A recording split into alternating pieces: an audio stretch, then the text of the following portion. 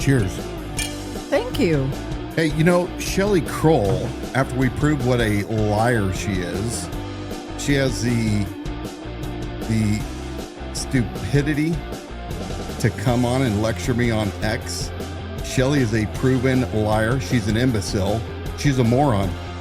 I think I'm going to block her. No embarrassment. Shelley, you got no embarrassment. Beetlejuice has no embarrassment at all. I can actually drink to that. Cheers to that.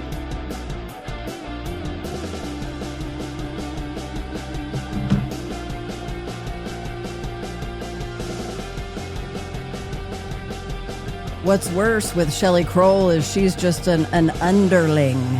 She's an underling, and she's happy with her position of being a foot soldier. An underling to Stephanie Fetzer.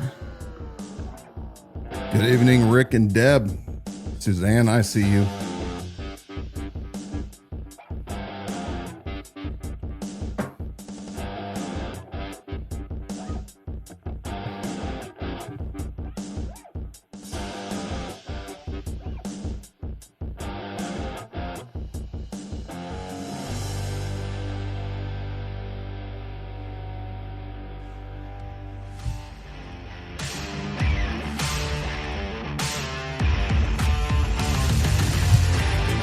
Are you ready to be seen on camera? I'm looking up a few things, but go ahead. You're not ready yet? Go ahead. I'll Dan Rather this. He's Dan Rathering.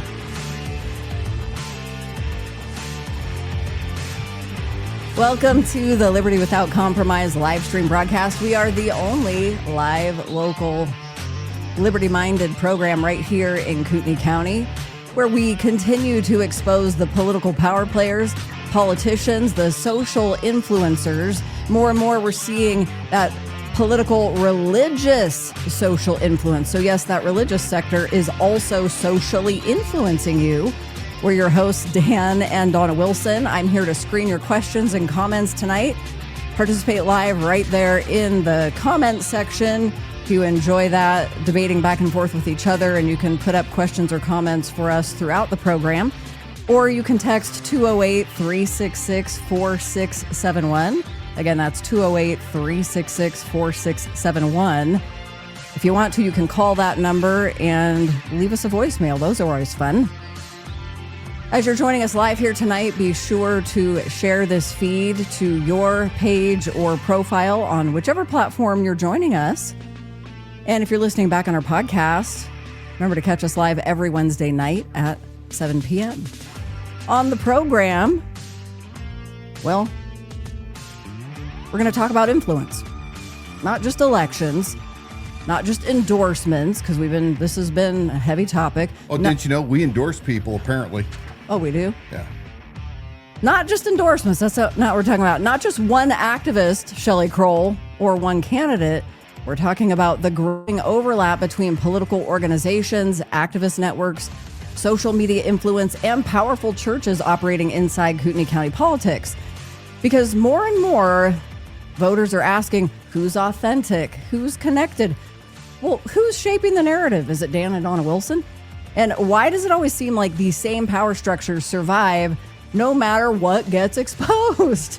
They just keep going. Cockroaches. Every last one of them. Cockroaches. Tonight, we're going to breeze through several local races, recap that gubernatorial debate that we had the other night, and why so many voters are frustrated trying to navigate recommendation cards, slate politics, questionable candidates, and coordinated messaging campaigns. Also within that, we're going to squeeze in talking about data centers and surveillance and which candidates or elected officials are supporting that or against it. And then we're going to move into a featured segment tonight called the Fetzer Framework. Shelley Kroll's really excited about this one. She's been excited for she about the logged past 45 on early. minutes. Using years of public posts, screenshots, activist history, campaign involvement, and documented political messaging, we're going to examine how Stephanie Fetzer evolved from publicly presenting herself as, quote, just a grassroots mom. I'm just asking questions. It's just questions. But moving into what appears to be a key figure inside a broader political religious influence network operating in this county. Yeah, I've been talking about it for 2 years, but we're talking about it again tonight because this is bigger than just one person and really important as we're heading into voting time. This is about understanding how local influence actually works, who influences who, how narratives get shaped, and how communities are socially and politically steered toward preferred outcomes. And yes, that means you are being steered toward a preferred outcome, whether you know it or not. As always, join the live comments throughout the show or text us, like I said, directly at 208-366-4671. So let's get into it. Here is your host, Dan Wilson. Episode 72. Actually 73 if we were to include the debate that we had just the other day. Yeah, I don't know how you keep track. We got all kinds of special features. We've been stuff. busy the past, week turning out some content, and we do it lovingly. It's one of those love-hate things that we do for you. I'm really proud of the fact that we were able to conduct this, or host rather, this Republican governor primary debate. Mm-hmm.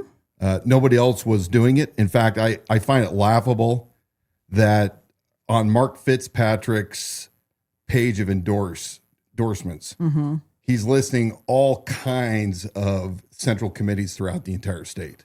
And okay. Dorothy Moon heads up the state Republican Party. Brent Regan is close behind with his Idaho Freedom Foundation and all of his influence. And not a one of them have any kind of real ability or influence to have a debate between Brad Little, who apparently they're not supporting, and the rest of the Republican candidates. And I'm telling you guys that this needs to be forced at every single election, no matter what the office is. There needs to be debates if there is a challenger. You cannot see how a candidate does. I almost said Canada because I saw the Canada Dry, and I was saying Canada as I saw Canada Dry. Tonight, one of our sponsors, just kidding, is Zero Sugar Canada Dry. You don't know how a candidate really works under pressure and in real time without a debate. Now, I find it hilarious that Reagan and Moon. Reagan? I'm going to say Reagan if I damn well please. Reagan and Moon, with all their influence, cannot seem to get this party together statewide because they're too focused on their own agendas. They're close-knit agendas. Many of our candidates right here in Kootenai County are a part of this. Many of them need to go. Goodbye. We need better candidates in these unchallenged positions. And I'm going to show you why here in just a while. But we saw the need. There was nobody else willing to host a debate, and we put the message out to all of the Republican contenders that have raised money. That was the qualifier. Because if you haven't raised money and you're running for the top position in the entire state, you're not serious.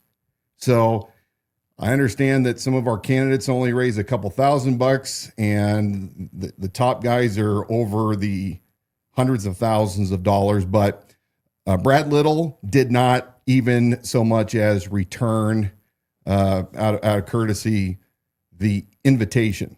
So Brad Little already has a massive black eye to me. If you and your team, Brad Little, are that smug about your ability to pull this off and stay in that seat as a king, I have zero respect for you. You're not getting my vote. I absolutely abhor these potentates that think they're kings. They're too good. You have an entire election team and nobody could give a courtesy response, and you spit on the other contender that actually did step up to the line. I want to add a couple of things about this debate topic, because you have not only a sitting governor that refuses to respond. You might say, well, Dan Wilson, why is he going to respond to your invitation for debate? You're just a nobody. But I want to point out that I believe it was one of the local Boise legacy media television stations that had a planned debate between Brad Little and Fitzpatrick was invited to be a part of that. And in the 11th hour, Brad Little bailed on that whole thing.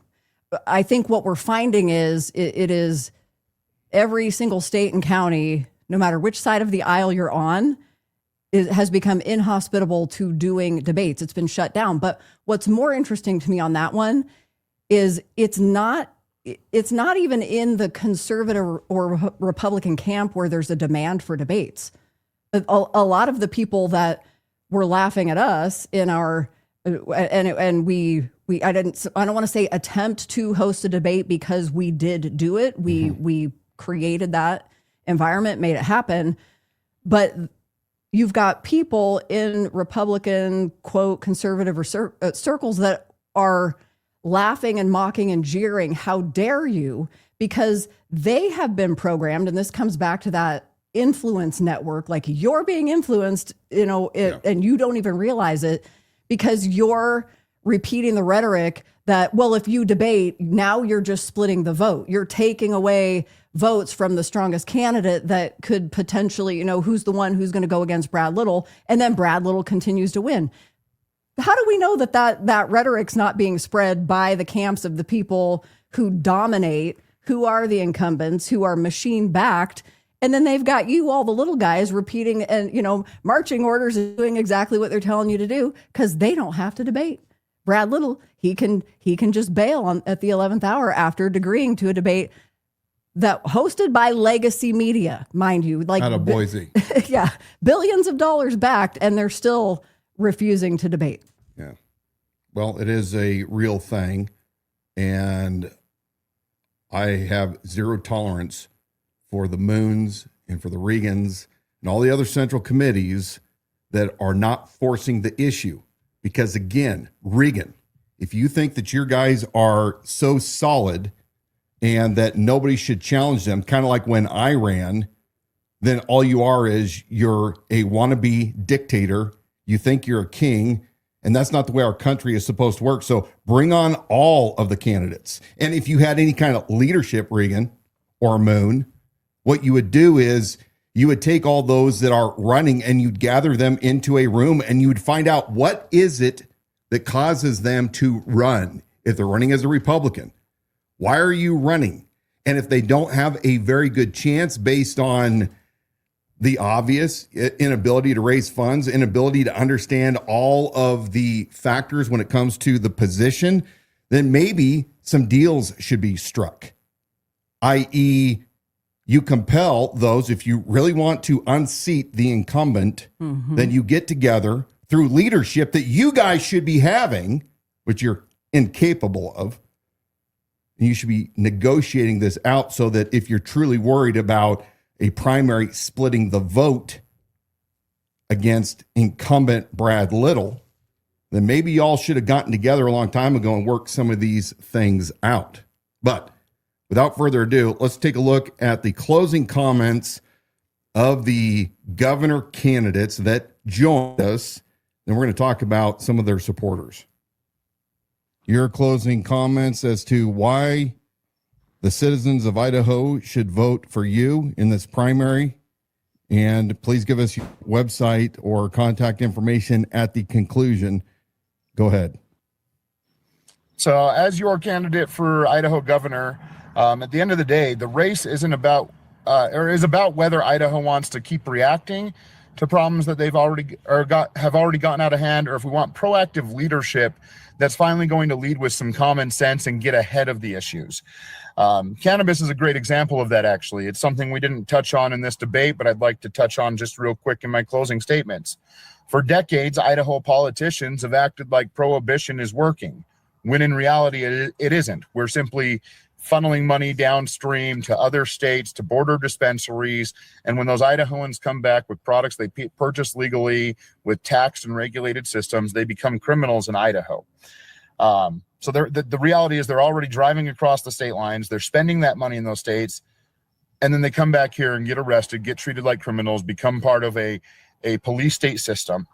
That's not conservative governance, that's not responsible governance, and it's not protecting our citizens.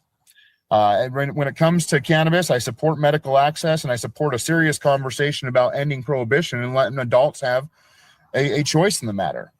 That's not about promoting cannabis. It's about promoting medical choice. It's about promoting adult choice. It's about bringing money back to our state that's already being spent and is leaving our state as a result of our prohibition, drug war era, reefer madness mindset that we're stuck in. Idaho deserves leadership that is willing to look at and listen to the conversations Idahoans have been having, the things that are important to Idahoans, rather than just pushing them aside like they don't matter. People that are willing to face the hard issues directly, whether it's cannabis, property taxes, education, healthcare, government overreach, and is willing to hold my fellow elected officials or our fellow elected officials accountable to a standard that represents Idahoans, that puts us as stewards to the people rather than just another politician in a lobbyist pocket. I'm not running to protect the system we have. I'm running to elevate Idaho. Thank you. Give us your website or the best way for people to find out about your campaign. Yeah, reach out directly to me. You can get to me on Facebook at Sean Crystal, at facebook.com/Sean Crystal for Idaho. You can email me at seancrystal4idaho@gmail.com or reach out to me directly, 208-520-2150. I want to hear from you. Thank you. Mr. Plant, final comments. So my final comment is my plan is completely legal. It's follow throughable, day one executive orders to kick it off. With audits, transparency, citizens task forces being assembled, within 60 days, we start getting results. My plan is the only plan that I've heard that covers everything. And I am just a mechanic. I have had to write it down, so I have put it out there for everybody to see. It's kind of like working on any other machine. It's easy to get off track if you're not following the blueprints, and that's what I made, a blueprint to fix our government. So really, all my plans are just research that I've done, ways that could effectively change the government instead of like our governor who's been sitting in office for 8 years and couldn't see the illegal migrant problem coming or reacting to it. So again, it's a solid, well-written plan. You can find it at idahoansfirst.com. Look at the plan, read the plan. It's quite extensive, but it's written in a very blue-collar language. So please look at my site. If you don't like it, that's fine. If you do like it, tell 20 other people. Get the word out there, get it spread, have them look. You can always reach me through the site, idahoansfirst.com, Facebook, X. They're all listed there. So please reach out to me. I'm more than willing to talk to Democrat, Republican, anybody. I don't care. Libertarian, let's talk. Let's work on the government. Let's get it fixed. Thank you. Mr. Fitzpatrick, you are last. please give us your closing comments. The reason I didn't make any challenges today is my race isn't against these two gentlemen. I appreciate them being here, and I appreciate you hosting it. My race is against Brad Little. He is currently leading our state towards a socialist dumpster fire, and he's doing it at full speed. We together, we the people, need to act immediately to stop this from happening and reverse course, so we don't have more times where he tramples on our rights and he continues to invite illegals into our state and burden down our systems, leading to this point where we'll be outvoted by them at some point in the future, like other states. The corruption's running rampant, and if we have 4 more years of Brad Little, we are going to go the direction of California, Oregon, and Washington. We'll be totally lost. I do want to say that as a result of all my effort of driving around and talking to thousands of people, I have a tremendous amount of support happening. I'm getting hundreds of messages a day. Many people are telling me they think that I'm really going to win this thing. I do believe I'm going to win this thing. We have 10 county committee, Republican committee endorsement victories, including the 3 biggest counties, part of Canyon County. And then we had Ada County in the straw poll, and we had Kootenai County, KCRCC. I have tens of thousands of rack cards going out door to door. People are knocking on doors all around the state. Of course, I've been there. I've listened to people. We get deep in conversation, and they're very concerned about the evil and the corruption and the lies that are going on out in the world. We right now are at a founding fathers moment. This is the moment that we can turn towards what's right and true, or we'll go down towards disaster. And we need people who are going to risk their ultimately up to their lives. And I'll tell you that I love Idaho and the people, and I am ready to even put my life at risk for this. Elect Mark Fitzpatrick as your governor. You can check out my website, markfitz, F-I-T-Z, idaho.com. Thank you all. And that concludes this ad hoc debate tonight here on the Liberty Without Compromise broadcast. We thank you for our 3 candidates, Sean Crystal, Justin Plant, and Mark Fitzpatrick. I do want to point out that I am more than disappointed with our current governor, Brad Little. An invitation by my wife, Donna, was sent out to the governor and his team. We didn't even get the courtesy of a response. It is unacceptable at any level in this state, especially if you're a Republican and you are running for an office. You are never too good to debate those that are also running for the same office. And my challenge is to Dorothy Moon and to Brent Regan. You guys need to get on the stick and start having good debates across this entire state. All right, we can turn it off. With candidates. So that was the final statements of the candidates. Now, a couple things I want to point out here, why debates are so important. First of all of you that were like flipping out over ranked choice voting and, you know, the jungle, the jungle election, so to speak, that process, if you I will say this, if you are for, what do you call it? Mail-in ballots. I'm thinking of early voting. Early voting. What's the other one? Absentee. Oh, that's what it is. Yeah.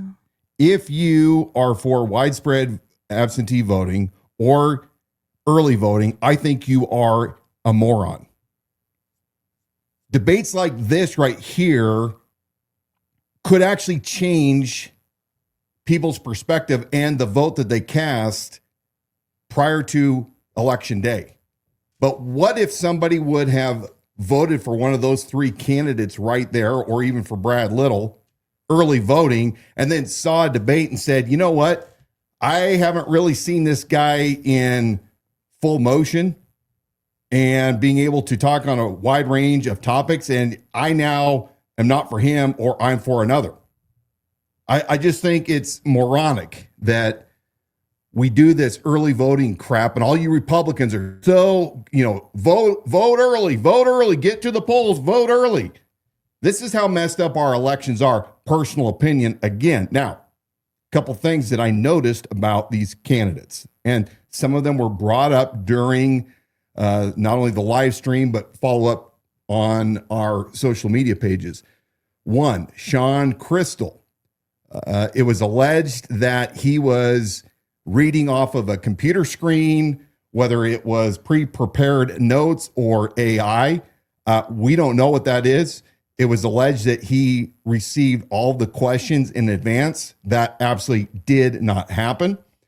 So I don't know really what he did or didn't do. I'm going to jump in on this because Sean Crystal actually the following day logged on and saw that a comment very similar that It seemed like Sean Crystal was using AI to formulate his responses because he was definitely reading them. And in between some of those questions, if the other candidates had a chance to answer first, he did seem to be tinkering with something.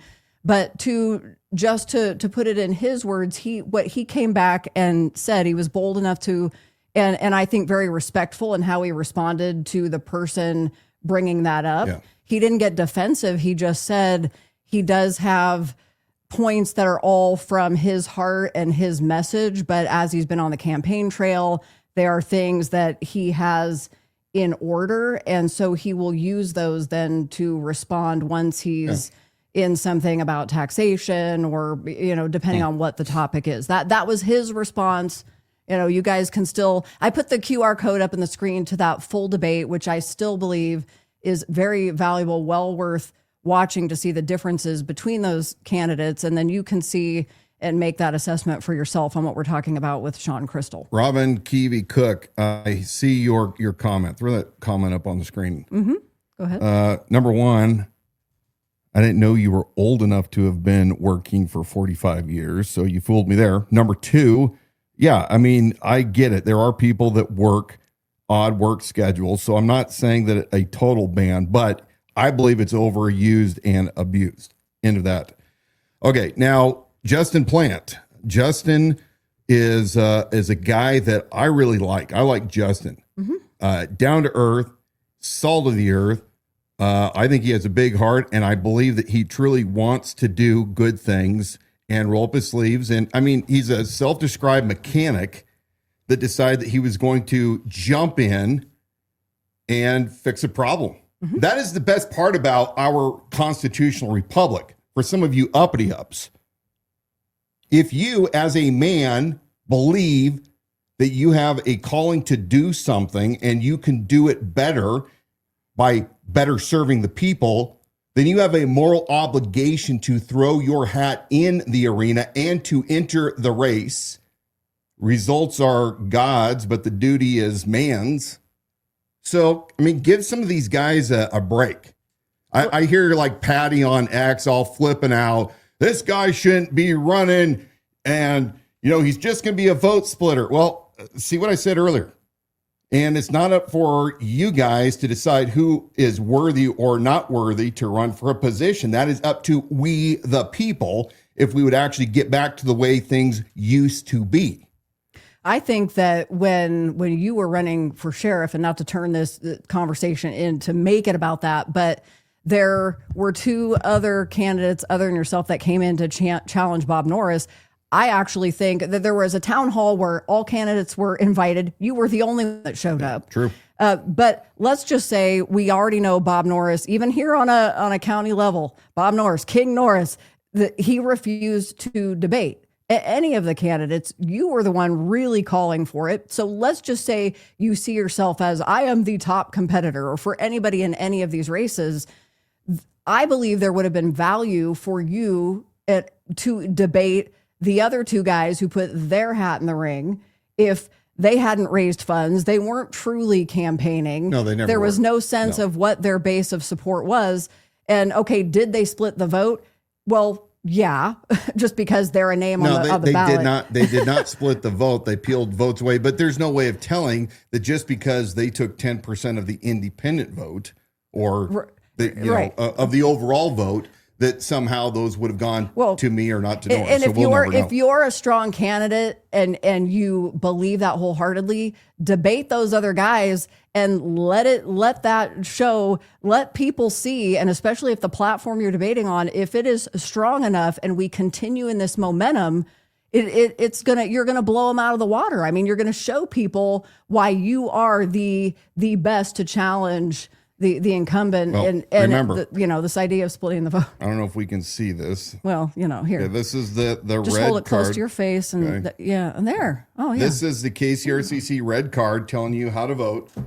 I told you last week Oh, you got another one you can rip up. that Brent Reagan, in his survey questionnaire to Watchman Ministry, stated that part of the good of the KCRCC is to take good candidates who are qualified for the job but can't actually do the campaigning to come alongside them. I.e., we buy them off, right? Because we choose who we want. You should have the whole package because part of your job is to be in front of the people. Now let's get back to Justin Plant.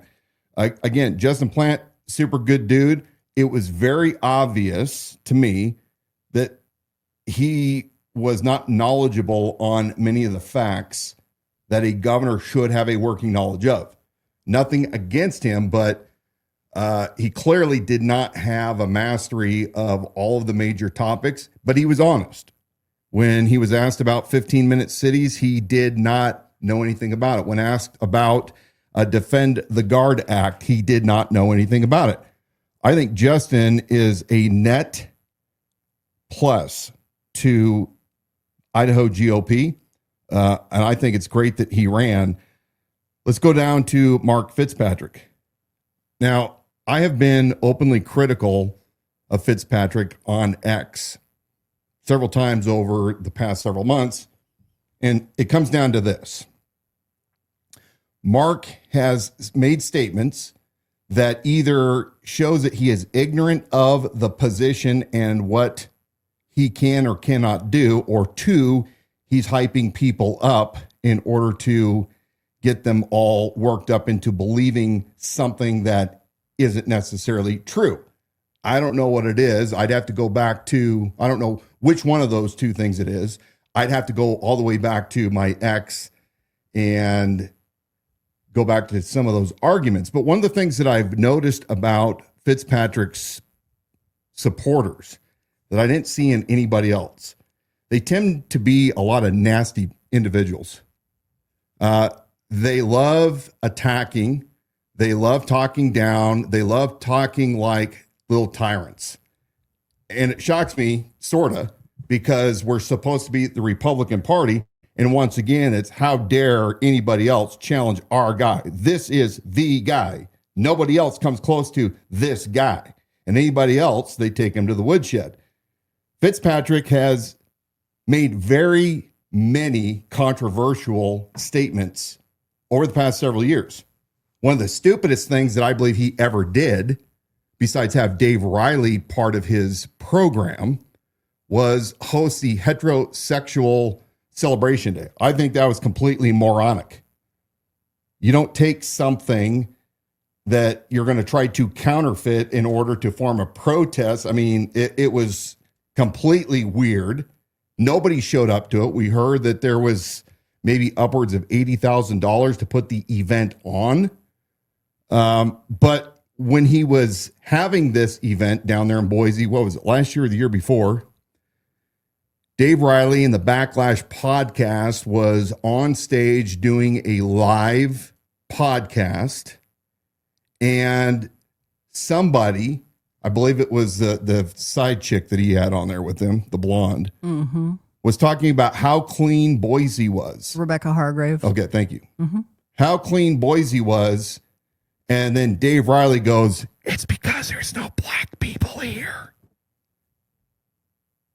And Fitzpatrick, I've seen some of his apologies. You know, it's like, well, I didn't know that, I'm not a racist, but I didn't know Dave was, you know, saying that because we had headphones. He had headphones on. I mean, whatever the excuse is. First problem is having Dave Riley come and speak at one of your events, because if Dave Riley's going to come and speak at one of your events, you know that you're probably going to have to do a whole bunch of apologizing. We talked about Dave Riley a couple weeks ago and his possible connection with the Southern Poverty Law Center when they, you know, set that Tiki Torch march in Charlottesville where people were killed back in 2017. We posted some of those clips and connected some of the dots. highly controversial guy. Mark Fitzpatrick has also talked about whether the earth is round versus flat. Anyway, he said a lot of really dumb things. And there's one more thing that I want to show you guys about Fitzpatrick that we're going to play clip number 2. This was put out by Watchman Ministry on Fitzpatrick and some of his, what they call hypocrisy. Play that. Mark Fitzpatrick calls Governor Brad Little Basement Brad because Little won't debate him. He criticizes the governor's response to COVID-19. But when we look at Mark Fitzpatrick and his behavior, his hypocrisy when it comes to COVID-19 is sad. We have uncovered evidence that Mark Fitzpatrick took over $100,000 in PPP loans for his RUHM marketing business. He didn't just take one loan, he took 2. Worse than that, he didn't pay them back. The loans were forgiven. At best, this is blatant hypocrisy. At worst, this is a marketing expert telling people what he knows they want to hear. The first question that comes to mind with all of this is, does Mark Fitzpatrick really believe all the promises that he has made? Or is this just a marketing campaign from a guy who owns a marketing company?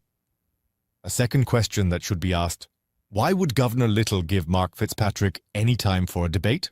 Fitzpatrick is seen by many as not a serious candidate. Could this be a way to advertise his businesses on someone else's dime, just like he did with the PPP loans? Do your research before voting. As a free people, we have the responsibility to make sure our vote is the best for Idaho. So that came from Watchman Ministry here in Kootenai County.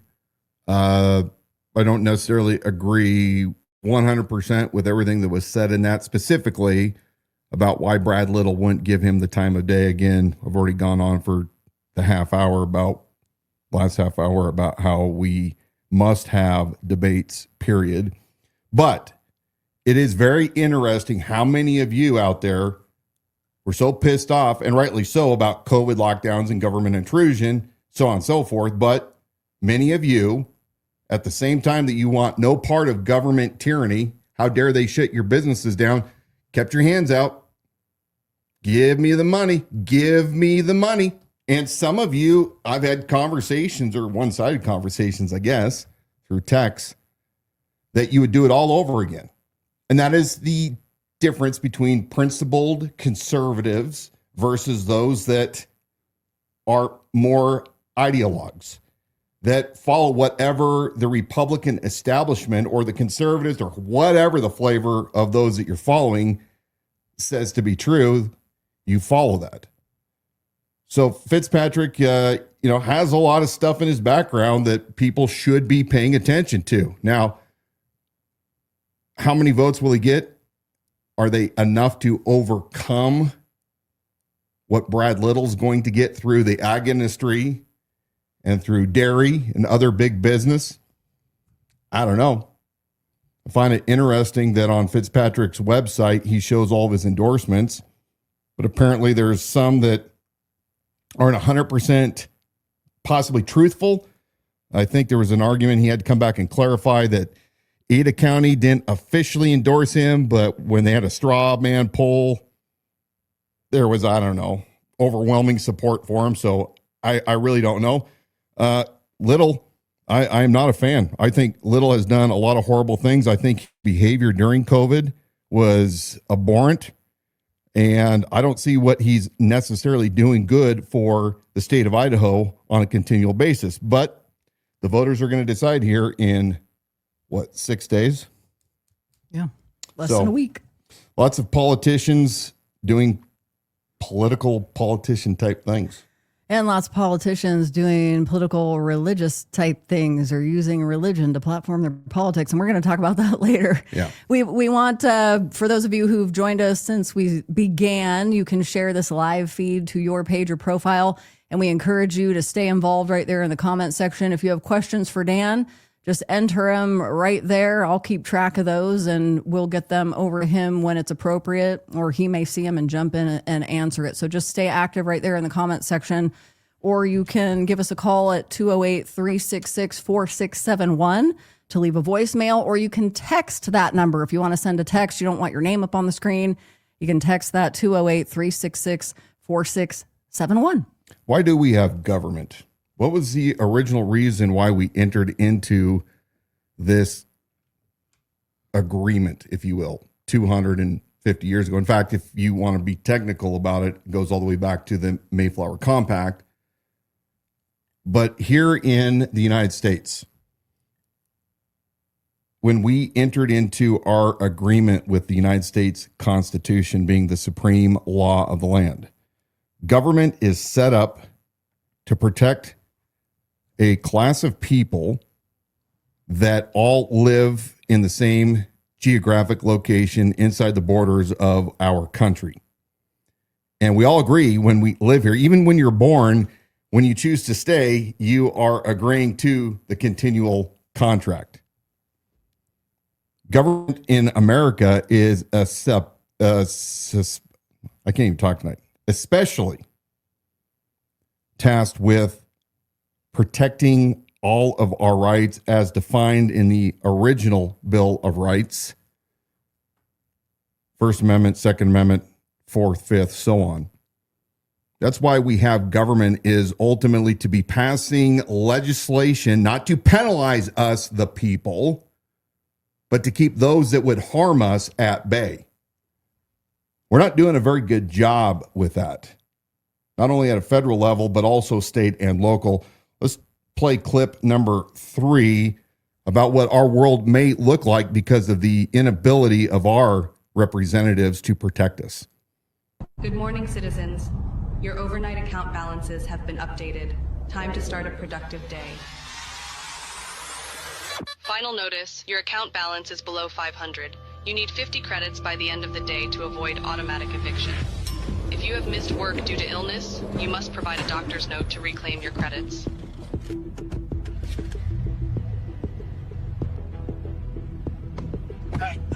Any extra credits? Please. Tensions are high today, with more people planning to join the Citizens Against Digital Control protest. Remember, the government knows who you are at all times. Resisting is not worth the consequences. All of their newest social credit systems are designed to keep you and your families safe and efficient. Authorities seized a record balance of an individual's credits, citing excessive hoarding. Traffic violation detected. 7 miles per hour over the limit. 75 credits have been automatically deducted. You have to be fucking kidding me. Yep, you got the flu. Your blood work shows a significant iron deficiency. I recommend incorporating more red meat into your diet. Dr. Jones, your taxes were not filed and have been automatically deducted with late fees. Your medical license has been revoked.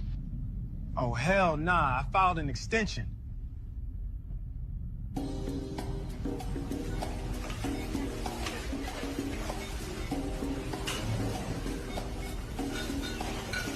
Purchase denied. Monthly red meat allowance exceeded. Try mealworms instead.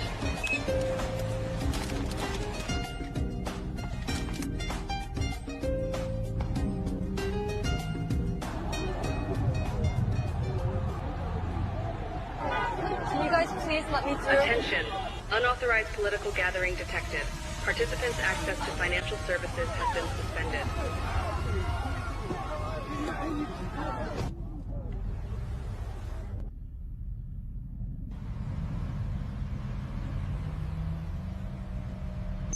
Due to the speeding infraction, your car will be immobilized for 3 days.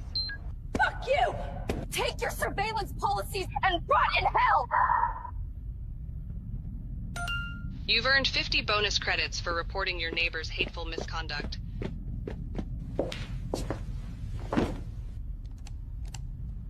This content exceeds your current social credit tier. May we suggest citizen responsibility?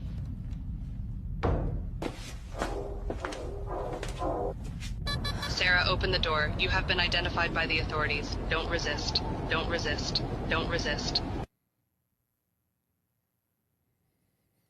Think that is still way out in the future and just fiction? I can assure you that it is not. Stop Smart Cities, right here, run by Jen Noel, has been preaching about this for a very long time, many times to the deaf ears of local representatives who did not do a good job the past 2 sessions in protecting our liberties against big government AI and the surveillance state. We have told you over and over again how important it is to get good men and women into office that truly are liberty-minded. Not just part of the Republican Party, but those that can prove that they understand, to the smallest degree, the Bill of Rights, United States Constitution, the Declaration of Independence, and all of our rich history of why our forefathers came to these great shores so many years ago. 3 county commissioners is all it takes to enact massive, big changes in your community. Let's take a look at clip number 4.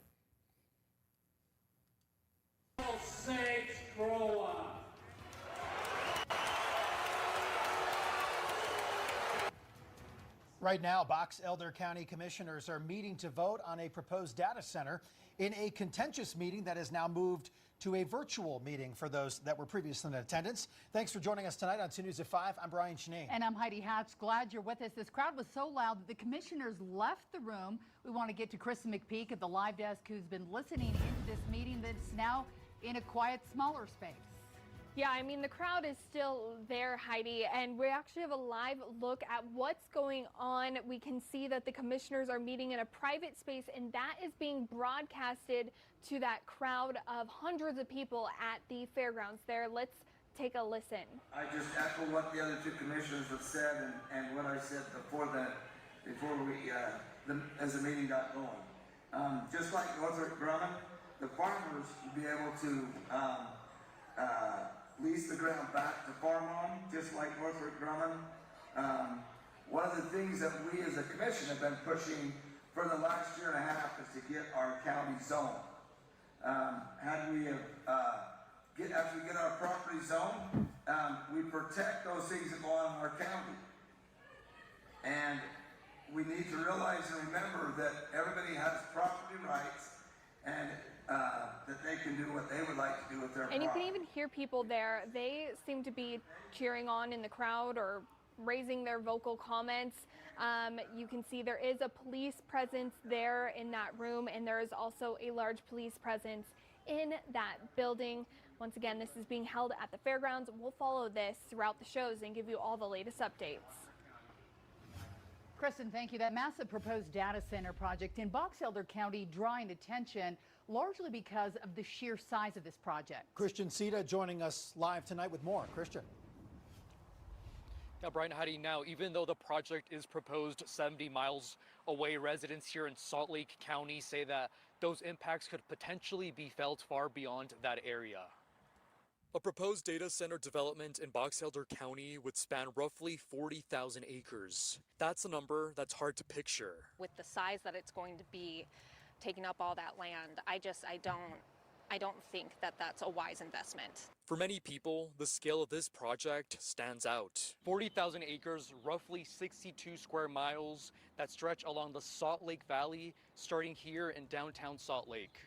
That's the mid-size of several Utah cities. St. George is 64 square miles, almost exactly the same size as 40,000 acres. Other cities close in comparison: Layton, 63 square miles, Lehigh, 48 square miles, 40,000 acres is slightly bigger, and Orem, 19 square miles, that's 3 times larger. It also translates to roughly 30,000 football fields. For some, the size alone raises concerns about resources. My understanding is that these data centers are going to intake a ton of water, and if that's the case, that is not going to help us here at all. Megan believes the impact wouldn't stop at Box Elder County. It affects everybody. It wouldn't matter if you had it like in the middle of nowhere.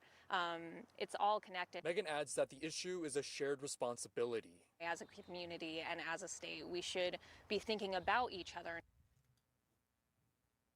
What is Kootenai County doing to restrict data centers inside our large, great county? What about the state of Idaho? Now, we have a bunch of bloviating state officials. Well, let me call them what they are. Representatives who are obsessed with sounding the alarm constantly about our rights, protecting our rights. Heather Scott has been going around posting stuff on X about data centers and about water rights for local communal water stations and so on and so forth. But I've been looking at just what they did in 2026 right here in Kootenai County, our state reps and senators. Right now, their focus, if they didn't learn from COVID, should be all out protecting our rights, period. Protecting our liberty against big government, against globalists. Nothing's being done about chemtrails.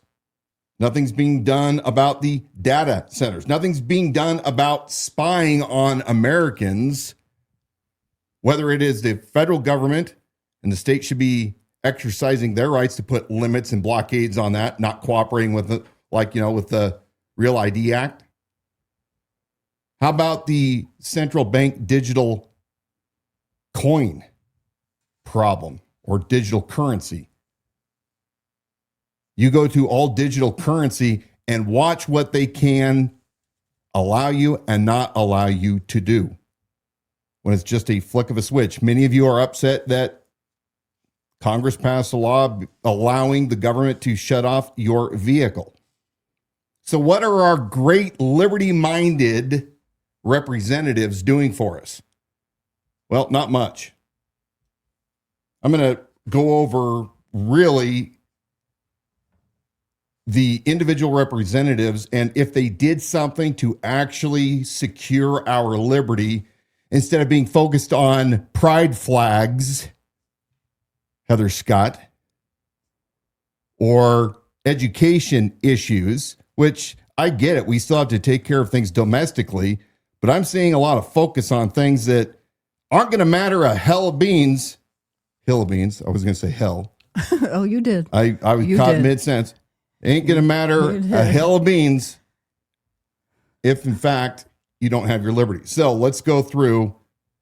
I did. I also, right before you go through, I put the Stop Smart Cities QR code led by Jen Noel, a citizen activist in that arena. And you can visit that website there for more information to find out what you can do locally. And now go with the card. All right. This is the KCRCC dummy card. For those that don't want to look into candidates and look up the issues themselves and vote down the list. Let's look at the hypocrisy of the KCRCC. Why in the hell would they put on Jim Risch, Senator Jim Risch, 83 years old? He's almost as old as Brent Regan. He's going to be almost 90 years old if he's reelected. Pathetic. Way too old. Should have popped smoke and gotten out of there a long time ago. But this is a senator that continually votes to extend the National Defense Act, has no problem with FISA, is a big spender, spent trillions of dollars during COVID, was all for the controls and the lockdowns until it wasn't popular towards the end. What kind of values does this reflect with the so-called conservative KCRCC? I mean, why isn't he any different than Brad Little? I wonder if he actually filled out their little survey card.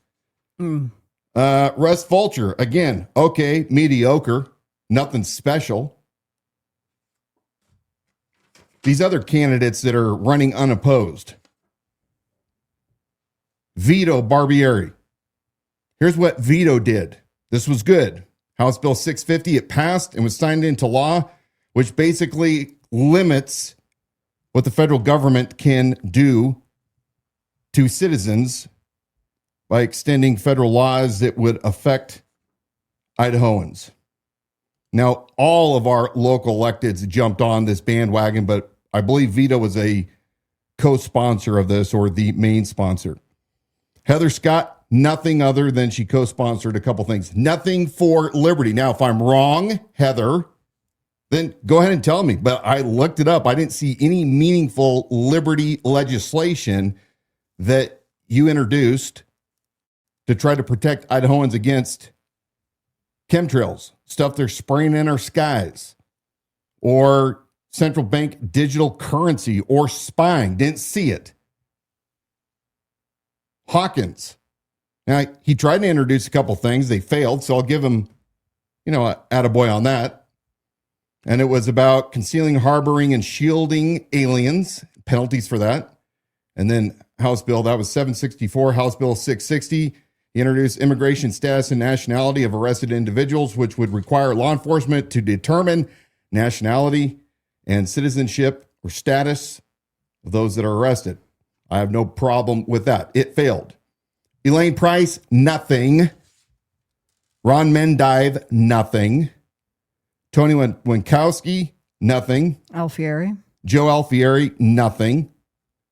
Joe was all over lottery, not allowing outside influences to come in and buy our lottery tickets. Senator Hart, which I am not a fan of. I think the guy is a crook.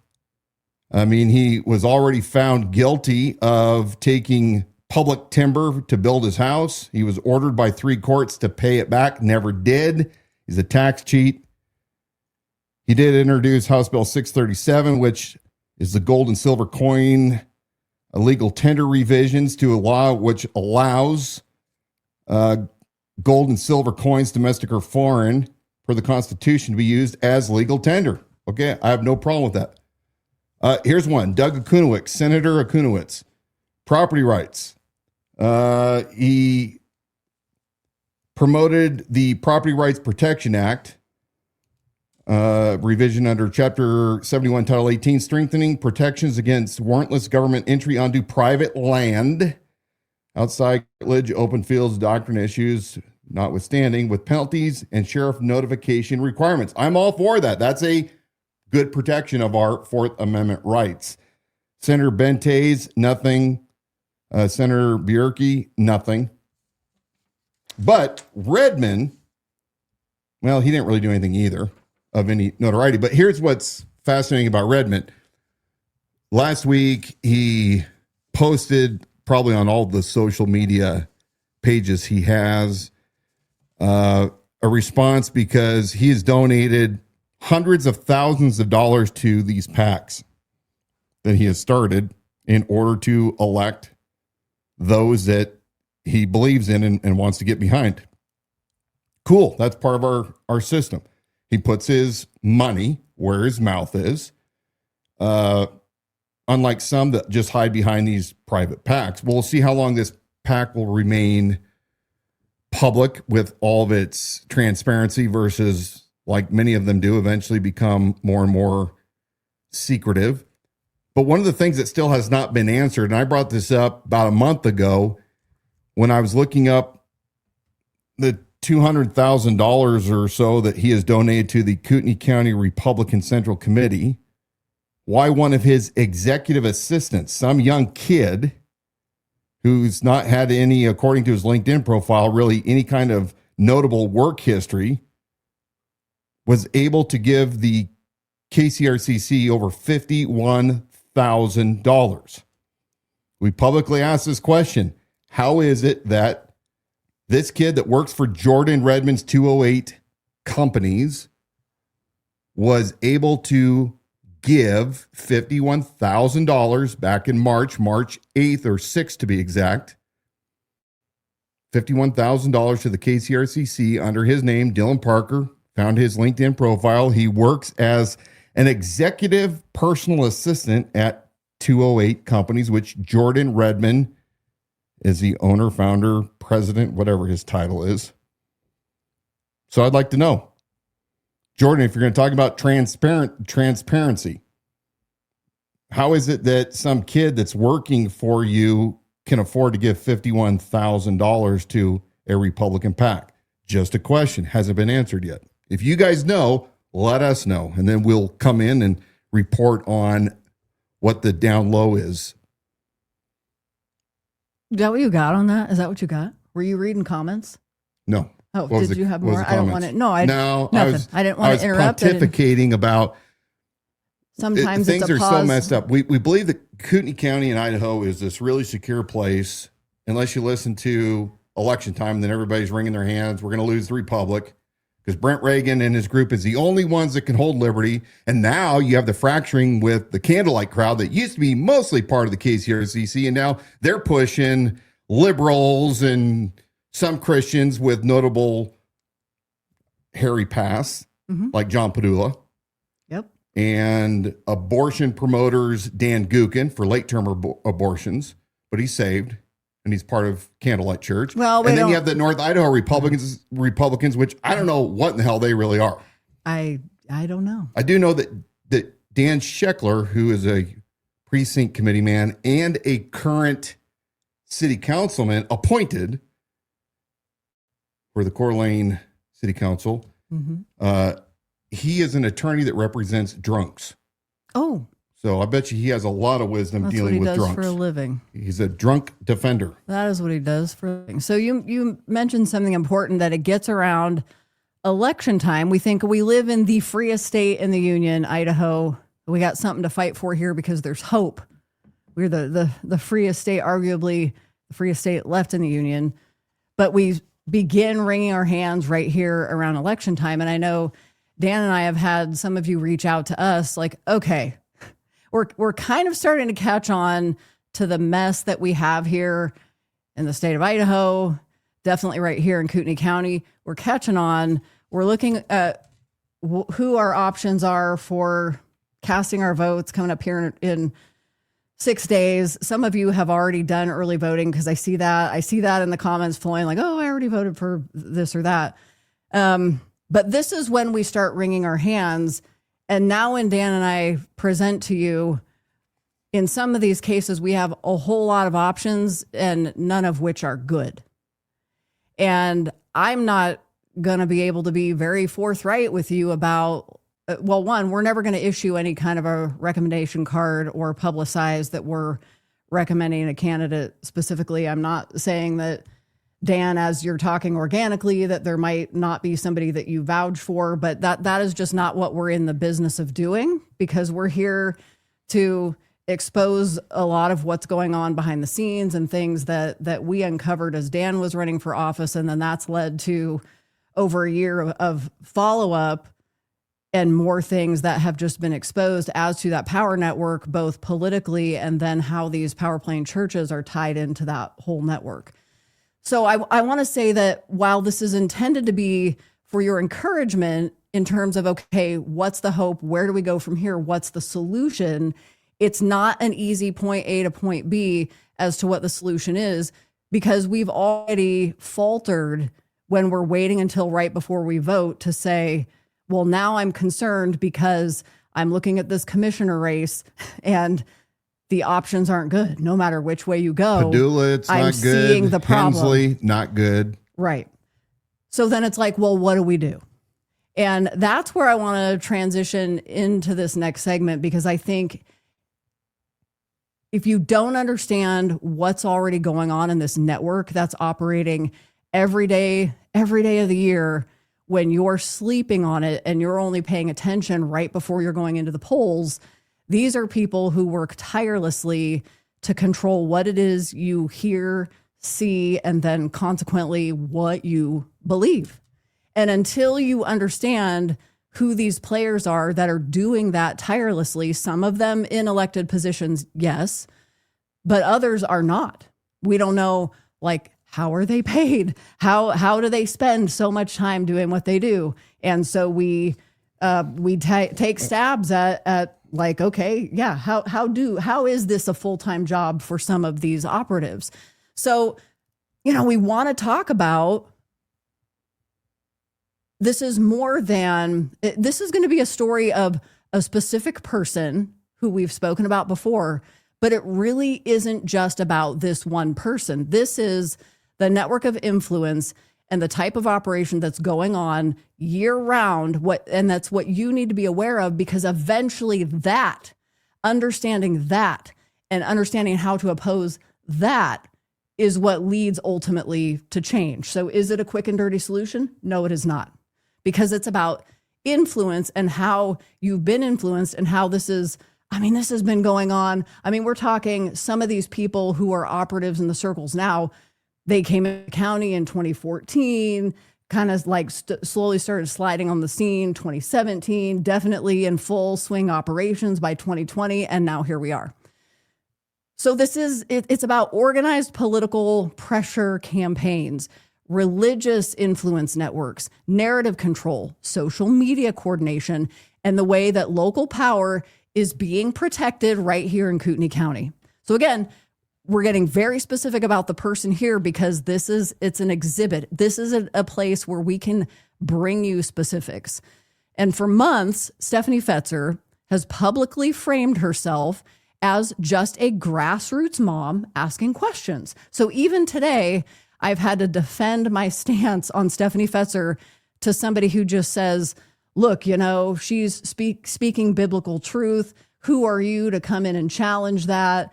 You're going against God. Statements that strong that how dare I go against God by challenging Stephanie Fetzer as she attends Candlelight and has all this political influence, as though Stephanie Fetzer is somehow synonymous with God or God is speaking to her more than he is to me. But the evidence that we're going to bring you tells a very different story. And what we're going to walk through is a documented pattern that includes political activism that spans decades, organized candidate opposition, so not just a grassroots mom asking questions, but candidate opposition, church and political overlap, narrative shaping, and coordinated attacks targeting political opponents and dissenters. So we're going to do it with Stephanie Fetzer's own words, some of her posts, and her own public activity. That really is the way to walk through it. Now, this is not what I'm presenting here. This isn't intended to be like, this is your concrete proof, because what I've done is over the last 2 years, there is documented proof that is in much longer form. And so I'm going to put those QR codes so you can go look for more information, more of the screenshots, and more of that intel and evidence that ties all of these things together.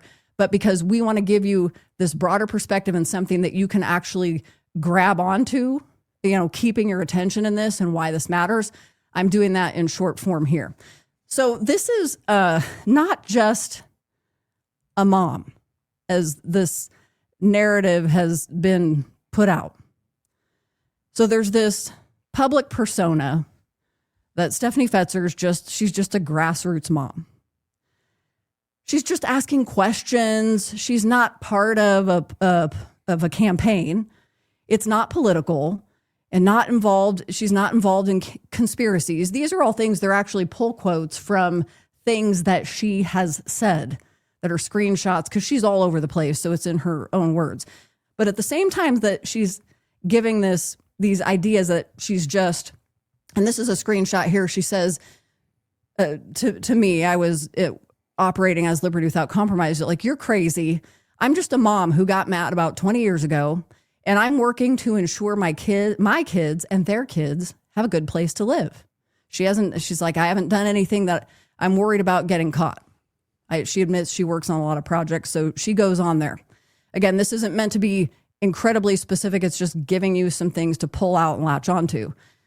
So at the same time that she's positioning herself as just this grassroots mom, she was deeply embedded in anti-Wilson messaging. So again, just yesterday on X, we had somebody, as we're continuing to expose Stephanie Fetzer, this is going to be a long process that requires endurance. And they come on and their end all be all to the argument is, you're just doing this because she didn't support you. If she's talking to Dan, you're just doing this because she didn't support you as the candidate. But we have evidence that is not true. And that's a little bit of what I'm bringing you here tonight. She was deeply embedded in anti-Wilson messaging, organizing narratives, amplifying attacks, influencing community perception. That means she was influencing you. And if you say, well, I don't even know who she is. No, she wasn't. Well, she was through a network, and very especially tied to Candlelight a couple of years ago, also a big influencing network through the KCRCC and politics there, but now you've got in the last year the fracturing of those two groups. And then, excuse me, she works on coordinating politically charged discussions across platforms. And it's important, because you don't spend months running interference for one side and attacking another candidate daily, which is what she did. You do not spend months doing that and coordinating narratives, shaping public perception, and then claim you were just casually, I'm just asking questions. I'm just asking questions. I'm just the innocent mom asking questions. So a little bit more about this anti-Wilson campaign. It was not isolated criticism. This became a full-scale opposition operation. So to this day, we're still getting people saying, as we're exposing this, and mind you, we're not running for office. I'm not running for office, never will. Dan will not be running again. We're over it. We truly believe in our heart of hearts that we are far more effective being able to do what we are doing now. And that was ultimately the mission at hand. We're over it. But that is what we're still fighting, that you're just doing this because you didn't win. And Fetzer, you got a thing for her because she didn't support you. It is so far beyond that. Not isolated criticism, became a full-scale opposition operation. Her repeated themes were portraying Dan Wilson as dangerous, unstable, extremist, dishonest, racist, anti-Semitic, incompetent, or secretly aligned with radicals. Mm-hmm. And importantly, the attacks weren't limited to Dan. They extended to, because we have screenshots of these, she was online all day long, because those attacks extended to Dan Wilson's supporters, their family, associates, churches, online followers, and even random community members. Mm-hmm. So there's also evidence of encouraging other people's suspicions, guilt by association, narrative framing, and social pressure campaigns. This wasn't political. It's not just political disagreement. Again, like, be pro Bob Norris if you want to be pro Bob Norris, but it's not. It was a full-fledged anti-Wilson campaign that she was at the center of, not political disagreement. It was social targeting. She was using Saul Alinsky tactics. Social targeting. So here's some of the screenshots early on in the campaign. I think when I saw this, Stephanie Fetzer, what is your position on Israel and the Jewish people? That actually may have been the second time in my whole entire life I ever saw her name. Mm-hmm. So I didn't think a whole lot of it. I wasn't surprised, because I'm like, I'm not going to be so surprised, because this is such a social issue nationwide right now that's being pushed. And especially through that election cycle, I wasn't shocked seeing it. I just didn't have any association to make with her and like the actual like deep level of her involvement.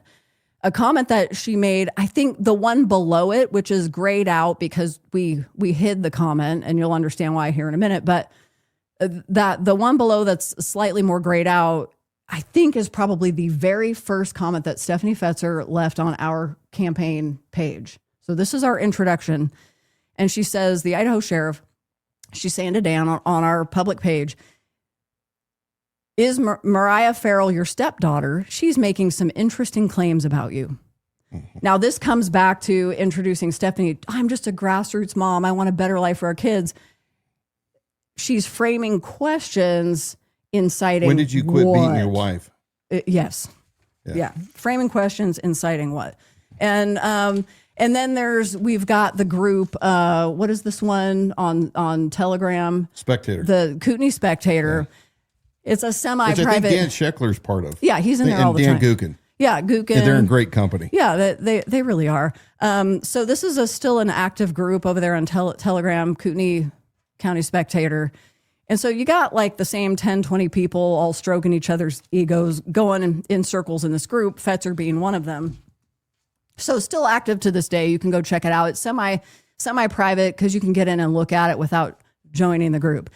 But this was Fetzer all the way back at the beginning of our campaign in I always get the years wrong because it keeps marching on 24. It's fine if you are a, quote, anyone but Norris voter, but stop pretending that Wilson is something that he isn't. He doesn't have the experience or the credibility to do the job. He casts visions and the ladies swoon. And his volunteer posse, no thanks. Anyway, there's more to that, but the point is, all the way back at the beginning. Oh, did she say something about Rick Whitehead? Yeah, it's if guys like Richard Whitehead are included in those plans, it's a hard pass. So she assumed Richard Whitehead was included in your plans for a volunteer posse. Yeah. She says, again, she's accusing you of not having plan. How are you going to ensure that? Training, salaries, who needs actual plans when you have people unable to think past slogans and tight T-shirts? So yeah, those are fighting words, girl. Those are fighting words. So Stephanie Fetzer again. Dan, you'll get a kick out of this one. So she. I remember this one. Again, for anybody who wants to pretend to this day, when we are doing what we're doing to expose evil and, frauds here in Kootenai County, and they're still going, Fetzer just didn't, she was pro Norris and she didn't vote for you and you just don't like it. No. I'm like, again, this is all the way back at the beginning. She was, you'll see in this next, no, I'll flip it to this. We come from the fair and we go over to Texas Roadhouse to have lunch or an early dinner. There were supporters, Dan Wilson supporters, sitting at the bar at Texas Roadhouse who saw us when we walked in, recognized you, and had a great conversation exchange with them and got pictures taken together with you and these people who supported you and the campaign. We post that photo. Stephanie Fetzer says, "Do you mean to say that Texas Roadhouse has endorsed you?" What a bitch. And she wanted to create a whole controversy in an attempt to smear and discredit us. And it's like to get you chasing something that's completely irrelevant. Like anybody reading this would know that that's not true, but it's just to get you chasing your tail to make you distracted and waste energy on something that's completely irrelevant. And she knows she's doing it. And then also, again, you have those low-informed voters that see this and they're like, why would Dan Wilson claim that he's Texas Roadhouse? We took photos with supporters and did a check-in on Facebook at Texas Roadhouse. You had to contact and we them. thanked. And that was all a lie. She said, she says, Stephanie says, I spoke with Texas Roadhouse management today, and it's not their policy to endorse political candidates. Yeah. I am waiting for an email from them, but they made it very clear that they have not and will not endorse Dan Wilson. After she lied share. and said that we had implied I think this post is incredibly misleading, and don't think it's by accident. Yeah. Again, here's the post. Well, Thank you. Here again is the problem. The problem is the continual smear campaign. Yeah. Misinformation by a woman who claims that she's such a godly, sassy broad. Yeah. And, that she just wants to do what's right. No, you don't. I found people that are unbelievers that have far more integrity and honesty than the horse face herself. Continue. Okay. Now, some of this I don't, as I'm getting ready for this, I'm going to put a QR code up on the screen to. Maybe we should ask Sheckler his legal advice if that's legal for people to talk about sealed records and then misalign the truth out in the public. What do you think, Sheckler? Another absolutely disgusting one. Again, people, you guys who want to support Stephanie Fetzer, she's running for precinct committeeman right now, ardent supporter of Pastor Paul Van Oy, despite what has come out against him and covering up the sexual abuse of his own daughter when she was a minor. I mean, that we could get so deep into that, and there's so much more to that. But Stephanie Fetzer, and again, her own daughter's photographed next to a registered sex offender roaming around just in the past 6 months at a candlelight function. Yeah. And here she is claiming, I'm just a mom that wants to keep this community safe for my kids. But she's got them in the trenches at candlelight because they let her daughters up on the stage sing and lead music over at Grooveberry's functions. I mean, like, it's more important to platform yourself and platform your kids, it seems to be, than actually keeping anybody safe, because you're not going to come out against Pastor Paul Van Oy. Because again, without that influence network, you are nothing on your own. So yeah, she's bringing up the information that's like sealed court documents. She has posted, this one is recent. Details are still limited, but I've been told that I can share this. It's a fundraising effort intended to help Honor Wilson pay a judgment that she owes on her father, Dan Wilson. I have already positioned that is a fraudulent fundraiser, because what she is, the basis for that is completely false. There is no judgment. It is completely false. So if this message gets out to anybody, she is still currently running that fundraising campaign for something that you're going to have no idea where that money goes, because there is no judgment and it is completely false. Ask them to prove it, show you the documents, prove it. It cannot be done because it is completely false. This is to this day. This is not Stephanie Fetzer, who just didn't support Dan Wilson for sheriff. This is Stephanie Fetzer, who is still on an active campaign to destroy this message of liberty without compromise, and she is still doing it to this day. Another example of that is you have this recent post. I watched a mentally ill man escalate wildly this past weekend. I watched his post and prayed that someone would help him get the help he clearly needed. He was arrested on Saturday evening, charged with malicious injury and property and terroristic threats. Praise God. Praise God. He wasn't hurt, and neither was anyone else. I'm sharing these posts that he made not to keep him in the spotlight. Okay, there's more. He's intertwined with Dan Wilson, and she's putting dates in here. After that, he seemed to spiral. She's, associating Dan Wilson having been on McClintock's podcast to then he seems to have spiraled into this mental break. How come not after the former Shoshone County sheriff that was on his program? Hey, Stephanie, you real mental genius.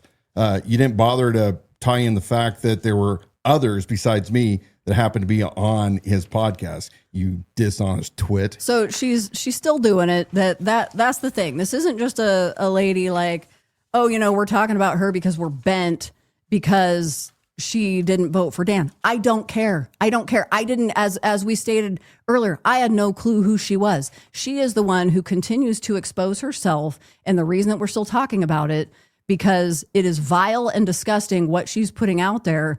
And well, look at the controversy she was in last year with Dan Gookin. Mm-hmm. Are you going to talk about that a little bit further? So I don't want to blow it. Well, look, go for it. It was not even a year ago, or maybe just at a year. Mm-hmm. Dan Gookin had purchased one of our Liberty Without Compromise T-shirts online and was wearing it to shove probably in Brent Reagan's face. Mm-hmm. Yep. And Stephanie Fetzer had a screen capture of him. Yep. That was captured from the KCRCC monthly meeting. You're going to learn more about this in the full article in the QR code. And she literally says, she more or less says that if there was ever a reason not to support a candidate, this would be it, implying that if Gookin supported me or vice versa, that Gookin wasn't worthy of a vote. Mm-hmm. And then all of a sudden she jumps onto the Gookin bandwagon. Oh, it's better. I found a screen capture that I put up on our Facebook page today. I didn't have a chance to show you to remind you of this, but she actually says we need to unseat Dan Gookin and has a screenshot of Gookin in his Christian Rants video. So a year ago, she flips. Mm-hmm. Gookin does not espouse the things that Paul Van Noy and Candlelight Crowd have been pushing for however many decades now. Mm-hmm. Then you have the event that took place where Gookin was supposed to go speak. It was a setup where Fetzer and David Lou Cummings and others were part of it, where they baited Dave Riley and a bunch of his people to go to a taco stand, supposedly to ask questions. Gookin was supposed to be there for a mini question and answer session. And instead, they put out the Candlelight Crowd, called in. We pretty much know that. I mean, it's not 100%, but the records request would imply that the Fetzer Candlelight Gookin group called law enforcement and stated that there was going to be some kind of a protest with Dave Riley and those people that came to ask Gookin questions. Mm-hmm. So she's full of crap. She does dirty deeds all of the time. She is a political operative. That is what the hell she is. That's the point. Yeah. She is 100%. So it's not just us. We get to talk about it in detail because we lived it. Yeah. We lived it. And this is what caused me to come out and publish the transcripts and then the eventual audio of Paul Van Noy at Candlelight, because of the smear tactics that were going on. Yes. And what you're going to see is in these screenshots. They all work together. like Fetzer coming out at the very beginning of the campaign saying, what's your position on the Jewish people? Mm-hmm. Well, those were the same things that Paul Van Oy and Davalou Cummings were talking about in a closed door meeting that they didn't know was being recorded. So it's all the same messaging. And we know today in a recent, you can go to Stephanie Fetzer's page right now, and within the last 1, 2, 3, 4 posts that she has, it's right there that she is a political advisor to Paul Van Oy. It's no mystery, not even trying to keep it a secret. That is just what she does. So this is where things get even more significant. Fetzer repeatedly wraps political activism inside religious framing. So this is where it becomes even more important to understand this. And again, this is getting back to this conversation when you guys are asking us, well, what do we do? You're gonna have to invest yourself from this election cycle to the next to actually paying attention to what's going on in this political and religious network and who these players are in Kootenai County. Because if you don't understand your enemy, you're never going to be able to form a plan or a team or a strategy against them. You won't be able to do it. And they do this tirelessly every day of the year, not just in the election cycle. That's why Fetzer is still, that's why we still have current screenshots of her coming after liberty without compromise. She's trying to make an old argument, use an old argument. It's getting really tired. You're going to run out of points, Stephanie. But she'll find something because it is what she does full time. So her religious framing, you'll notice this in some of her recent posts. God, quote, God told me. God gave me peace. Again, these are all quotes that come out of things that she's posting. Christians should. She tells you what Christians should do. She tells you what real conservatives should do. She encourages you to be bold in that faith. And then as Christians to raise the standard. So what she's using like a moral insulation when really it's pushing this religious argument because we can control it. What? How come your I bet you I did something. I bet you I did something and accidentally flipped it around. I don't know. We're all of the. Well, we're walk all us of them through it real backward. quick. What is this? So what this is you've got a recent post on Stephanie Fetzer's page, and she was basically saying that she wanted to come out against her enemies who were attacking her. And a couple of those enemies happen to be Dan and Dawna Wilson, because we've been on this continued work of exposing Stephanie and doing it by bringing receipts. And so she tells this very flowery and colorful story about how she wanted to come against her enemies, but God tells her to wait. And she's, in this instance, you've got Fetzer and I think one of her daughters, possibly her husband, something with their hands on the back of Dan Gookin standing at the National Day of Prayer down at McEwen Park. And this is their, quote, 1-year anniversary, because last year, part of the story that Fetzer tells on her social medias is she's explaining this relationship to Dan Gookin and how it all began.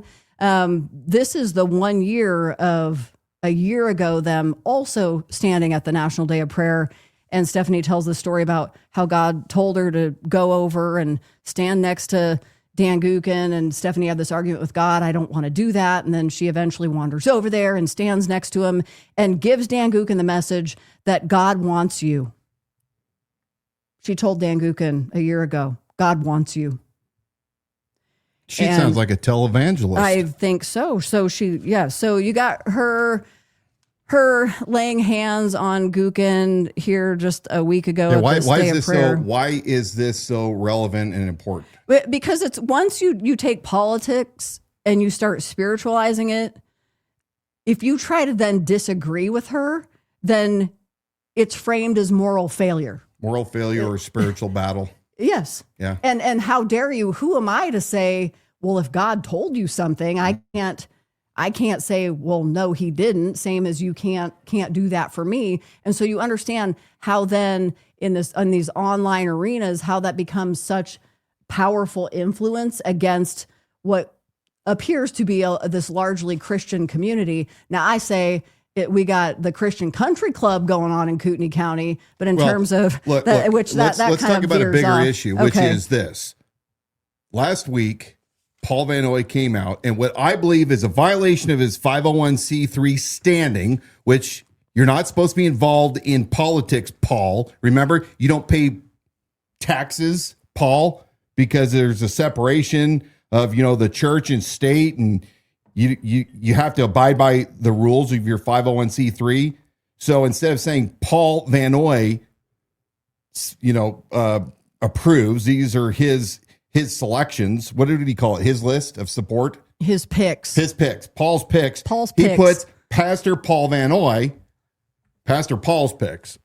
Again, skating out that line, but you have a little egg not only on his face, but Stephanie Fetzer's face, because it turns out candlelight, the religious right, those that are for family values, that call women Jezebels, that don't stand up for sexually assaulted children in their congregation, the pastor who admits that he molested his next door neighbor's daughter when he was a teenager and was molesting his sister for many years, as she told us, and on and on and on it goes. Well, this super conservative, righteous guy, the one that was so pissed off with Dan Gookin when it was determined that Paul can't hog the weekly prayers at the city council, now they have this great alliance. Paul, in his picks, chooses 3, happened to sign a recent petition to overturn abortion in Idaho. I believe that's what the petition was for. But it was regarding late-term abortions. And smart people said, why is Candlelight, which is promoting PCs that aren't part of the KCRCC, because Brent and Candlelight, Paul, are at odds, and then the North Idaho Republicans are somehow intertwined, all these strange bedfellows. But you have somebody that comes out there and says, hey, 3 of the candidates that Paul put a stamp of approval on, they support abortion rights. Well, oops. That leads you back to, you got Stephanie Fetzer, who's admitted political advisor to Paul Van Noy. And if you're going to be about the business of, you're a religious institution, you're a pastor in leadership in the community, people come in droves to your church because they want this idea of a church and a pastor who's politically active, because it's an important component to creating a safe community and a safe nation. So if you want to put your money where your mouth is, you got to be politically active instead of letting all that slide by and just whatever happens. So, okay, there's that. But then you're skating this line of where this politically active church, but now we're moving into this territory where, because there's this split between Candlelight and KCRCC, now you have a church that's actually vying for political control. Power. And it's about power, influence, and at the end of the day, money. Money's always in there somewhere. And what kind of vetting process happened if shortly after you're producing that information, or this card or this piece of paper or this mass email that goes out to everybody on Candlelight's mailing list, which is likely thousands, because if it's even a revolving door, they're not cleaning up that list to say if it's 2,000, 3,000, 4,000 on a weekend. Well, you got 6,000 to 8,000 on this mailing list that this thing distributes to, and then you go back, oh, never mind. I mean, what was the vetting process? And this, I want to know all of the PC picks that Paul Van. Here's a question for you, Pastor Paul. Doubt you'll answer it because you don't like to answer truthfully. But you said, and you were caught under recording, saying that anybody that runs for office gets to you first because you're a really big deal, and that you need to be wined and dined and bought a steak dinner. So did these PCs that you are now putting your stamp of approval on, did they all buy Paul a steak dinner? And if so, is Texas Roadhouse and Stephanie getting breaks for how much volume that Paul's going through? I called Texas Road. I'm just kidding. I mean, it's a great question, because we have Paul Paul Vannoy on tape saying he is a big deal in this town politically. Anybody who runs for office comes to see him. And if you have to know how to get to him, and you have to get to him the right way. And typically that involves whining and dining him, or something like buying him a steak dinner. So because he's a really big deal. Did these people go through that process? And if so, how did they not have bare minimum questions, especially when it's on this, what he's now saying is a no compromise issue, and you have Stephanie Fetzer coming out to defend him? If this doesn't show up in the screenshots on the presentation I'm making tonight, the QR code is there, and many more of these screenshots are available in that more full-length article. It's a very easy read and a lot of visuals, so it's not going to take you long to go through it. But again, this is your assignment when you say you're wringing your hands. I don't know who to vote for. These options aren't good. We're like starting to understand what you're saying, Dan and Dawna, but what are we going to do? This is like we're already in a bad place.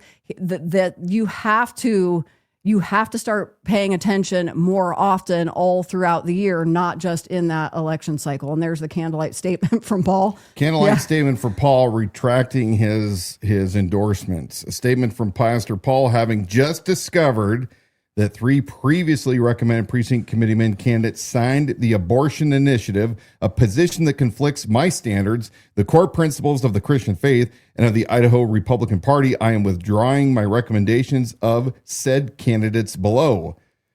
Precinct 308, Weldon Havercroft, 323, Annette Nolting, and 416, Dan Gookin. What? I thought you guys were friends. I thought that you had done your due diligence, Paul. Hey, Dan Gookin, did you buy him a really good steak dinner from either, the Cedars or from Beverly's, or maybe you went to Maslow's in Spokane? I want to know if he bought him a steak dinner. And then how do you endorse somebody, Paul, like you did last year, and not know what they truly stand for or believe in? And now do you denounce your recommendation of Dan Gookin for city council? Or is there something else going on, as we have been asking for the past several weeks? No answer yet, which is, why does it apparently appear that the Coeur d'Alene Police Department, who was investigating the claims of Danielle Vannoy and her sexual assault that was never reported and others, why did the trail go cold? The contact from law enforcement to Danielle Vannoy and her husband Gordon about the time that you requested the meeting with then Chief, soon to retire, Lee White, and Captain Hager. I keep asking this every week. Bring us the proof. You wanted this meeting with the captain and the chief to discuss my records request about Paul Vannoy and that investigation. And you had to meet with somebody, and you didn't name who they were in your email. And we want to know, is there a coincidence in the investigation? Is it still ongoing? Did it stop about that time? What was the nature of your conversation? And why were you getting involved as a incoming mayor? Dan Sheckler, you need to ask Gookin this question. Why is Gookin getting involved with the police investigation by merely as a councilman asking questions about an open investigation, not only as a city councilman, soon to be mayor, but also as somebody that attends that church and was helped into office by that church? So Gookin, Sheckler, I'm all ears. Show me the tangible proof of who it was that went to that meeting back in December, what you guys discussed, and why it's just a coincidence that Danielle and Gordon claimed that that time frame is when they quit being contacted by Coeur d'Alene police. Robin Kiwi Cook joining us on Facebook. She had a comment earlier, but this one, she says, politics and religion no longer have their own lane. They've merged together. The reason that is such an important statement, and to understand this for Kootenai County, you have an operative like Stephanie Fetzer, who's tied into Candlelight Christian Fellowship. You got Mayor Dan Gookin that started showing up there a year ago. You've got this whole love story going on between the two of them, this Well, you don't mean actual love story. Just to be clear, it's a political religious. I know, but you don't want Shelley Kroll to run her mouth about that now. Get your yellow notepad out, Shelley Kroll. But the reason that they know, anybody who's been in these political operations, they know the religious component is so important because you can no longer just have political disagreements, but your disagreements they're framed as being ungodly, or that you're compromised, you're an extremist, you're immoral, you're spiritually dangerous. Mm-hmm. So religion, it stops being just faith guidance and starts becoming political leverage. So this Stephanie Fetzer, it 100% carries the signs of knowing exactly what she's doing, having involved herself in this religious sphere in the most politically active church in Kootenai and she's County. Running for, what is it, she is now for precinct 520? Yeah, precinct committeeman. Yeah. And I didn't even get into this at the beginning, but she comes from Southern California and a 20-plus year history of political activism. So this whole idea of just being this grassroots movement and this mom that wants a better life for her kids, it just simply isn't true. Again, more and more in depth at the article by following that QR code. All right. So some other things to walk through. Stephanie here says, I'm thankful for my pastor. Here she is. You just read the apology, so this is perfect. And this was just on May 9th. She says, I'm thankful for my pastor. He isn't on the hubris train. When new evidence is made available, he course corrects because it is the right thing to do. Goes on to say abortion is a no compromise issue. You cannot claim conservatism and support abortion. God first, then family, then country. Supporting abortion is antithetical to Christianity. So then she has to go on to defend, we had platformed, she knows full well, she and Paul Vanoy had platformed Dan Gookin. And I'm actually going to be a little bit different in this argument because this isn't even an anti-Dan Gookin statement. Because I think that Gookin has represented himself for what he is. And this isn't so much about him. I think he has been an opportunist in this. And when you're in politics, it's like, well, I don't necessarily blame him for that. But what is really ultimately more disgusting to me is that this Candlelight group is taking their religious influence to platform a political agenda. That is what's disgusting. So it's not a Dan Gookin problem.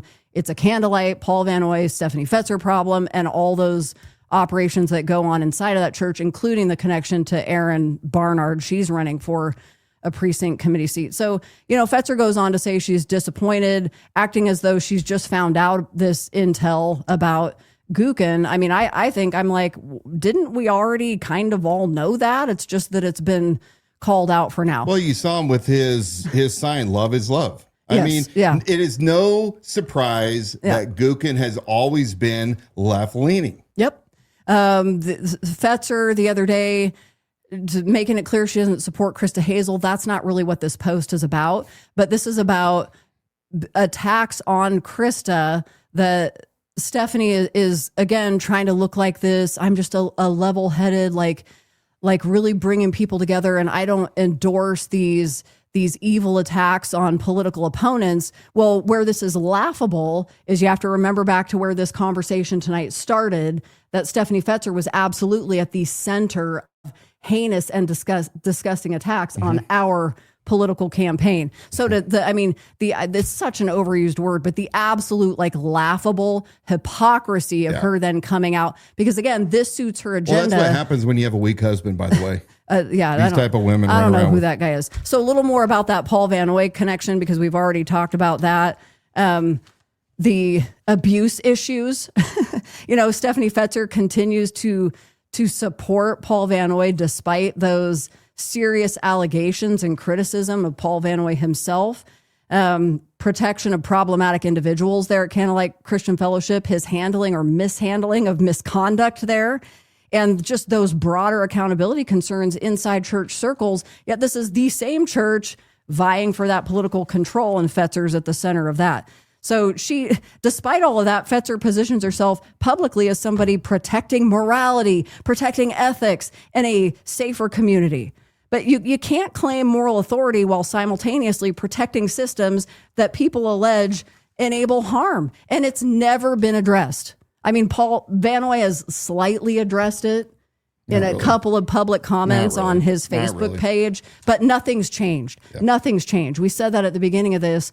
You expose it, and these power networks just keep doing what they do. They just keep doing what they do. Bottom line is she's been at it a long time. We don't need to continue boring everybody with this. Everybody's gotten the point. We've drug it in. You can see more of what you have uncovered in the duplicitous behavior of Stephanie through what we got QR code up there. There's a QR code up there. Yeah. She's just asking questions. Yeah. That's the title of it. I do want to throw up a couple comments before we blast out of here. Yep. Rick Whitehead. Yes, Justin put his money. Let's see. I'll put it up here on the screen. Justin put his money where his mouth is versus the normalcy of just complaining. Yeah, I mean, he's done it several times. I don't know if he raised money. He could have. I'd have to go back and look. Amy says in the fall, Kootenai County Board of Commissioners, Matari Duncan and Eberline said they would move forward to ban data centers at Kootenai County in 90 days from that date. Have they done it? Nope. Why don't they do their job and follow through with what they said they would do?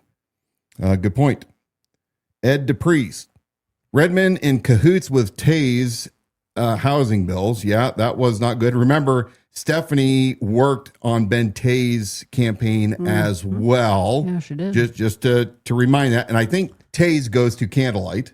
Probably. Kind of like Leslie Duncan goes to John Padula's church at the altar. The one last thing I want to say, because we bailed on that presentation, I get it. It's fine. It's dragging on. But that we're talking about one person, but the point isn't just that one person. The point is you have to be paying attention to the political network year round. And what made me think of that is because you got John Padula and Tim Remington at the altar church, and that is another whole sphere of political influence. So I think a lot of you believe Dan it's Scheckler just probably reps a bunch of them. Yeah, yes, probably from that program, yes. But so these are all the people. They all have their circles of influence. Some of them cross over into each other. But understanding that network is something that you have to be paying attention to year round. And the what do you call it? Like baseline of what they're involved with around the clock is there on social media, and they're manipulating you with the messaging so that then affects the outcome at election time. So John Padula is one of those, and he's got a network of people that they're working to. He sent them all after us when, here we are exposing him. And I've got a screenshot to put up when you're done responding to comments. We'll do one more. Yeah, go for it. Dan Scheckler, appointed Coeur d'Alene City Councilman and running for what is it? Precinct 418, North Idaho Republican, one of the dirty 30. Not my definition or header for him. He says everyone has a constitutional right to a defense and an attorney. A jury determines if they were drunk, not the government. Yeah, touche. You're exactly right, Scheckler. I just thought it was great that those that are charged with DUIs, which usually are the people in the community that are not the most upstanding citizens, I'm glad you are there to take care of them, kind of like you are there on the city council to take care of other people that need extra shepherding. So I'm really glad. But here's the question I want to know, Scheckler, defender of those charged with drunk driving. Did you buy Paul Vanoy a juicy steak? I'm dying to know. Drop it in the comments. Did you wine and dime Pastor Paul Vanoy? Did you wine and dine him? Because you got to know how to get to him. So hopefully you got to him the right way. Yeah. You bought him a juicy steak dinner. Okay, this one was circulating right before we went on the air. Whole screen and we had a listener that just was not happy about this, and I want your response. Well, I want you to put the whole screen up because I gotta. What do you mean put the whole? Unplugged my monitor, so I gotta grab it. Does that help you if I do that? Well, you gotta hide me that? for a second while I can sneak Okay, down. what? I am really. Oh, we're about done. Just going for it. So we got Padula for commissioner. He's running a very social media heavy campaign, and I have no doubt he is paying top dollar to blue whatever that marketing agent, Blue Zone. I almost said Blue Hippo. That's Bruce Matari. That's a story for another day. So yeah, Padula's paying top dollar to Blue Zone for his marketing campaign. This is very evidently an AI image of Pastor John Padula. He says he's got a record of standing on his own. He's the only commissioner candidate who's stood on his own 2 feet during this campaign. Independent, accountable, fighting for you. A voice for the people, John Padula. He still hasn't answered whether or not his daughters were molested by men that were in the program living at his house that he allowed to have access to his daughters. He hasn't addressed that. He hasn't addressed his $4,000 that he did not appear to return from his first campaign in violation of sunshine laws. What about his recent relapse into meth use? Back in 2019, when his wife was getting blowjobs from another resident. Oh, you're not leaving. You're not leaving anything on the table. You're not leaving anything on the table. But Paul Van Noy, Paul Van Noy wholeheartedly endorses Padula. And it's weird because, of course, Paul Van Noy doesn't report sex abuse. Okay. Yes. So I think we've like tied that all in, and the full circle on this, and the comment I wanted to make on this political messaging that's going out by John Padula that was on the internet today is that he's not backed by anybody. All this, it isn't true. It isn't true, because if you understand the political religious influence network, and that there is now this split and this fight for power, political power in Kootenai County, the churches have just, and a couple of these head pastors have gone full throttle into these political power positions, and Padula is a part of that. And that is the network that's backing him, because it is the candlelight crowd that's endorsing Padula. That is not independent. That is not standing on his own. That is not a voice for the people. That is a voice for religious political influence. And that's what he's banking on. Leslie Duncan, I think, is also supporting him. Yeah. So, right. I want you to respond Dan to Sheckler, this. Yeah. never met him before he endorsed me. Well, that's bullshit.